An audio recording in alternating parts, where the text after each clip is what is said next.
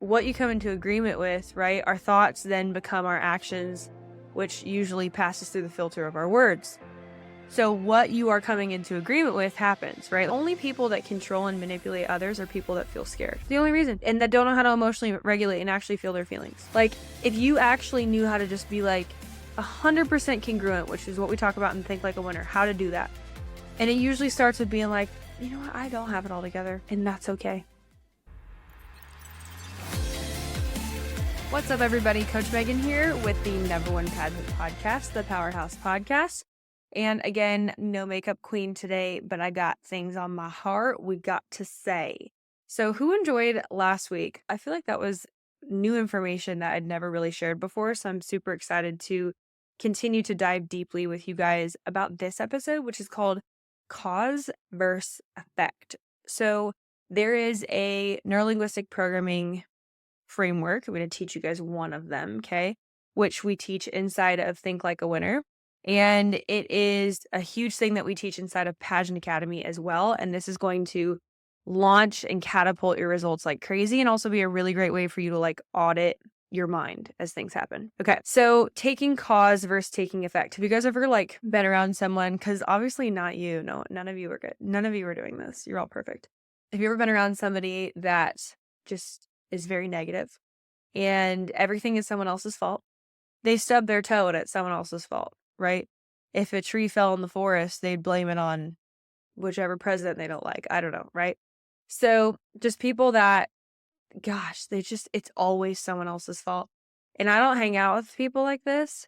So whenever I hear it, it's like when the Bible talks about like a clanging cymbal, like somebody pretty much just like might as well have put like cymbals right in front of me, because I'm like, dude, what a prison to live in your own head. But obviously all of you guys are perfect. Okay.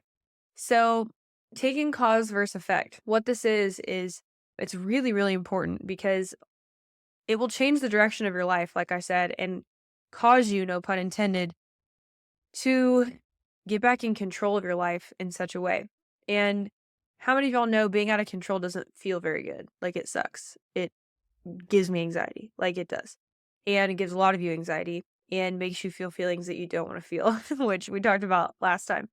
I want to challenge you today to apply this immediately and wholeheartedly and go all in, because you can't really 80-20 this thing. You got to go all in.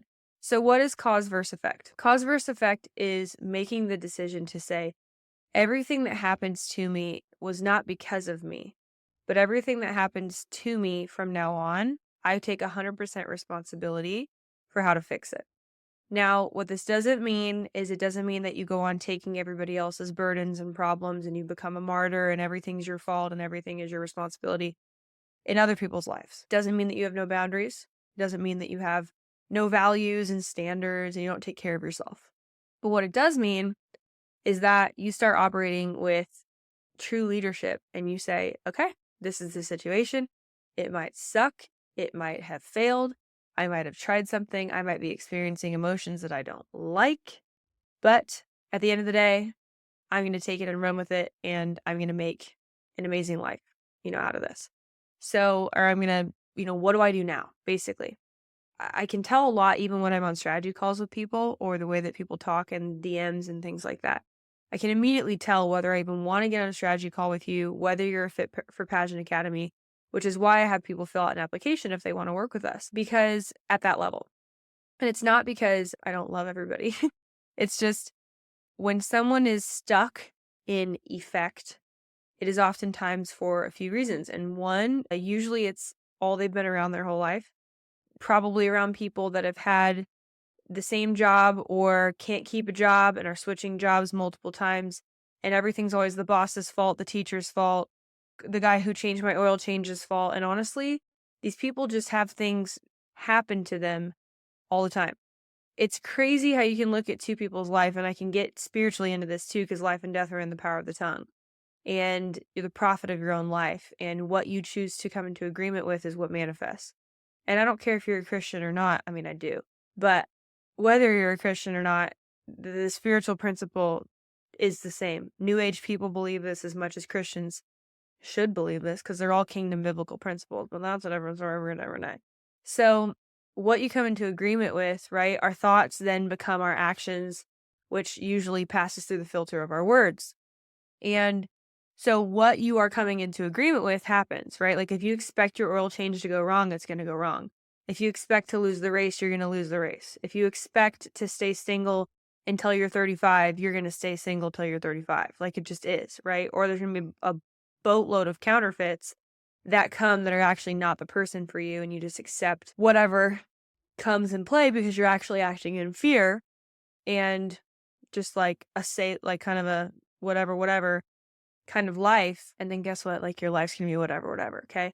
God doesn't just drop good things into your lap because you weren't intentional. Can good things still happen? Absolutely. But why do great things continually happen to the same people who put in the effort, who get their mouths right, get their thoughts right, who are very, very intentional high performers? Why does success just seem to come to them? It's because, the 80% of the iceberg that you're not seeing is that it's really the 100% that they've decided they've taken cause for their life. And they're like, okay, sink or swim, we're doing this. Sink or swim, I'm figuring this out. Sink or swim, I'm going to be a good person. Sink or swim, I'm going to keep believing, right? And so this is super, super, super important. And as I'm working with my clients, now I'm very blessed. Like most pageant girls get this already, but we just need some fine tuning and some tweaking. But what's a really great framework for this and what's really helpful is that I like it because you can remind yourself and just say, am I in cause or effect right now? And not that we don't all, feel sorry for ourselves sometimes, like sometimes when I've been pregnant and I've been really moody or something, my husband will gently remind me of this fact or the other day, actually, I was really upset about something because I was mega stressed about something that made me feel out of control, made me feel just nervous and afraid about some things in the future. I kind of left, how do I want to describe this? Like my armor wasn't on correctly, right? I didn't guard myself with the word when it came to this. And so when the enemy tried to come in this area and attack and get me worried, I got into fear and I started processing that out loud, and I got into effect really easily. I ended up blaming my husband for something, and this is where he's just like so amazing because he knew it wasn't about him. And he very gently and so lovingly was like, I was just mad. So I was totally mad. I was like a spitting animal, just like, around. We're getting into bed and he was just like, okay, babe, honey, do you wanna try again? Do you wanna really choose to take this out on me? And it was so beautiful how he said that because it was like him helping me realize that this had nothing to do with him.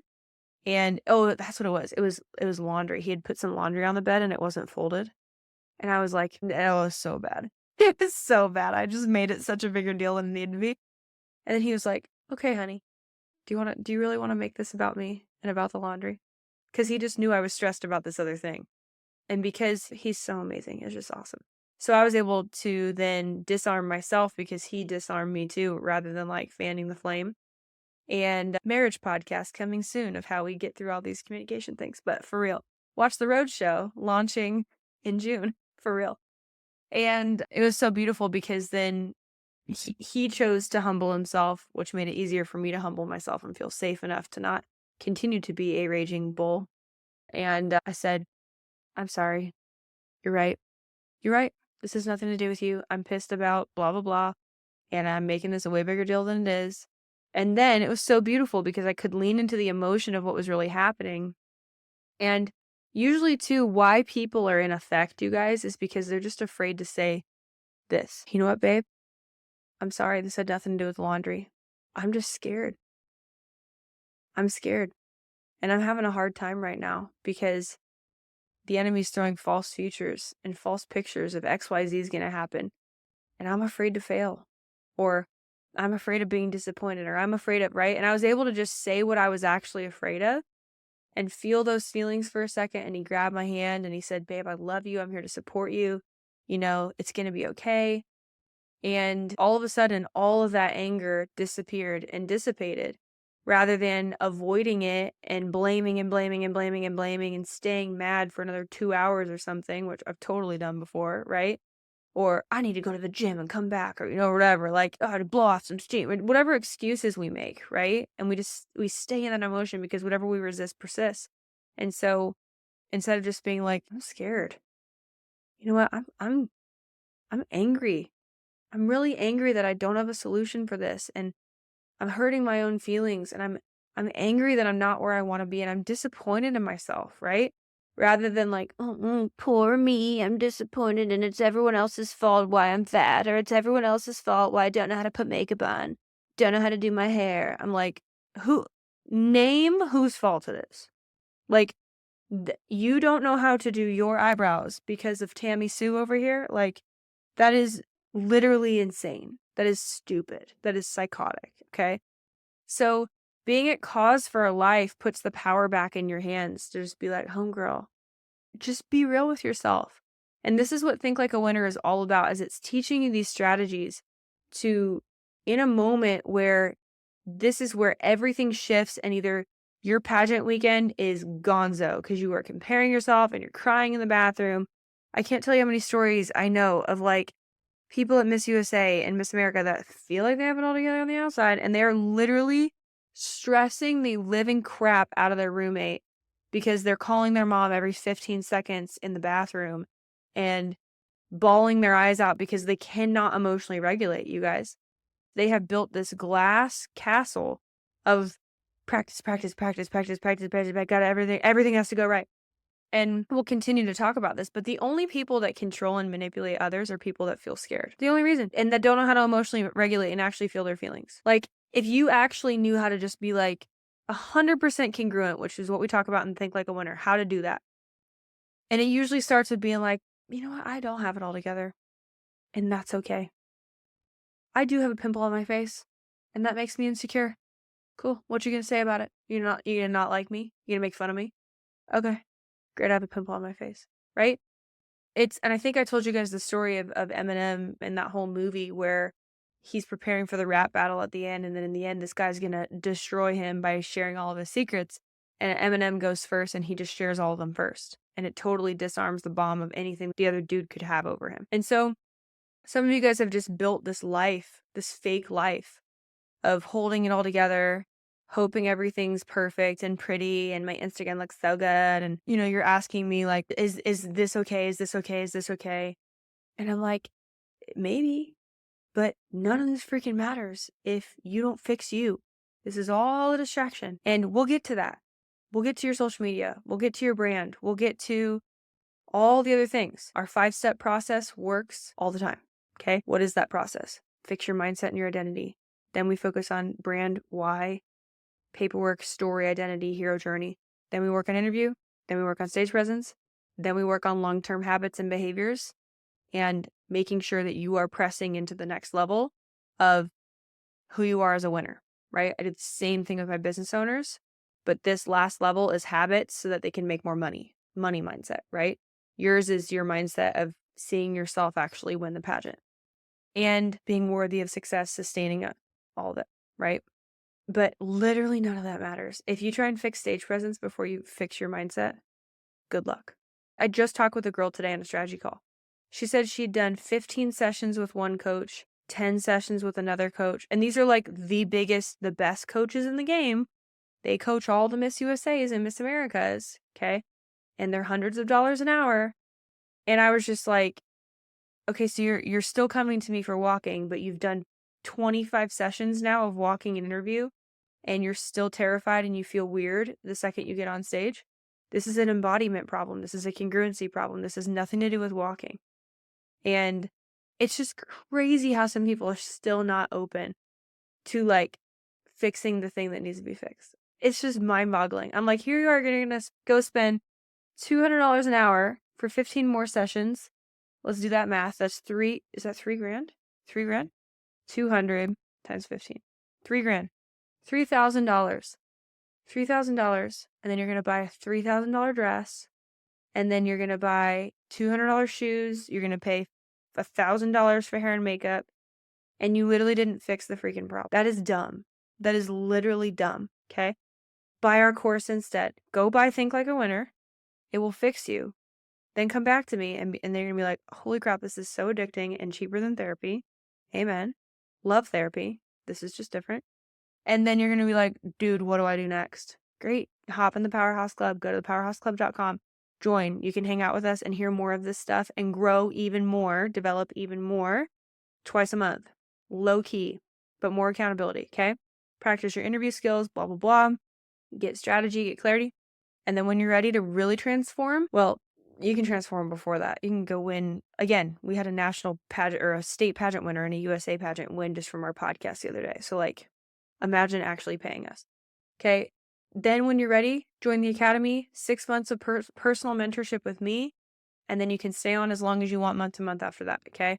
It's like, I'm trying to make this so easy for you and so affordable that you would literally be stupid not to go do it for yourself. Like, what is your mental health worth? What is your identity and feeling congruent with yourself and knowing how to actually not feel weird on stage and not clam up and not freak out for onstage question? Like, what is that worth to you? It's a few $100s. Like, we made this so easy. I can't even. So anyways, I'm excited for y'all. I want you to start taking cause for your life, not effect. So check yourself, okay?